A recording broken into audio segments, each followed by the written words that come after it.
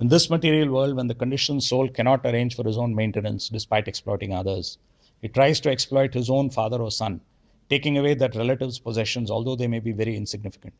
If he cannot acquire things from his father, son, or other relatives, he is prepared to give them all kinds of trouble. So this is Jadabharata speaking to the king. And he's talking about uh, the forest of material and enjoyment. The king was completely engrossed in his own sense gratification, and he could not recognize a saintly person, and he just wanted to chastise him because he was not carrying his palanquin in a level manner. And then somehow he found out that there was some reason. After chastising him, when Jadabharata started speaking to him, he understood that he had made a big mistake. So after this, Jadabharata is giving lessons. He's talking about so many things where there are so many sufferings we have in the material world, and also when we think we've got something nice, he says that is actually just like jumping into a shallow river, and you break your head, or we go to a false guru and this is like the fruit of a poisonous tree. So in this verse, we find out further about how, as time is going on in the material world, someone will do anything to get something for himself. And this includes exploiting the father or the son. So Srila Prabhupada mentions about how he saw someone steal ornaments from his daughter just to maintain himself. So this goes on, but probably much more common is where the son exploits the father or the daughter exploits the father, the son-in-law, daughter-in-law. They want to enjoy without taking any difficulty. After the father has accumulated wealth, they just want to use that. To the extent that we have read recently also of people who have murdered their brothers and so on, just to get possession of property, or even their father. So how do we avoid this hellish condition where people are just thinking about themselves? So this can be done only in Krishna consciousness. There is no other way. If we spend our time in sense enjoyment, then we are bound to suffer in this way, because this will completely finish the previous fruits of our previous karma, which is the sense enjoyment, and then our suffering will start. That is inevitable.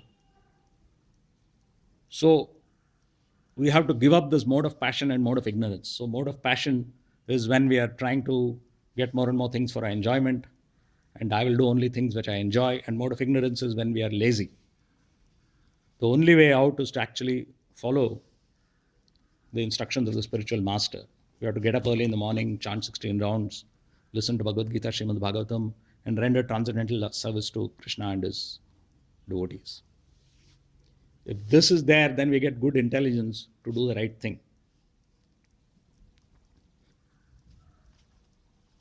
For example, we found recently we got the results of our devotees from Mathura Desh, the children who are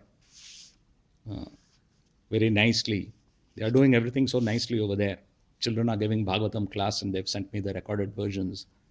Small children, 10 years old, and then older children, 15 years old, they are giving Bhagavatam class, and it is so nice. Because they are doing all this, when they get the exam results, it is extremely good. 3 of the children got full grades in the 10th standard, and the 12th standard, some have got the ranks. This is because in the atmosphere of Mathura Desh, we make sure that the children are not wandering around doing other things. In that atmosphere, they are fully engaged in Krishna consciousness. Friday morning, as you know, they stay there from the morning. They have the association. And there are programs all days of the week, so that something or other is there. And the children are part of that. This is the best thing which we can give to our children. Then, so if the children are there completely till they finish their school, then they are in a very good situation, because they're very solidly placed. And then even when they come to India, where you have all the other children who are not brought up in Krishna consciousness, and they try to distract. Because of their solid upbringing, they don't get distracted. They are solidly engaged. They don't bother about what others are doing. They are very intelligent. It is not that they lead a dull life, but they know where the limits are. And they study well, they work hard, they do everything nicely, they enjoy in a proper way, and they also do everything else in a proper way. So this is the way of all devotees. In the Western world, if someone goes into a life of enjoyment, then when they finish their school, their parents set them out, go and earn your own living. If you just want to enjoy, then fine, go and earn your own living. If you're an enjoyer, then you go work. You wash cars or you work in a retail store handing out things. You do that. And you want to enjoy, you enjoy. Then you live according to yourself. Not that I should earn whatever my hard work is, it's given to you, and you want to enjoy all the time, and you want to have the best of both worlds. You do very little, and at the same time, you get all the benefits of a father.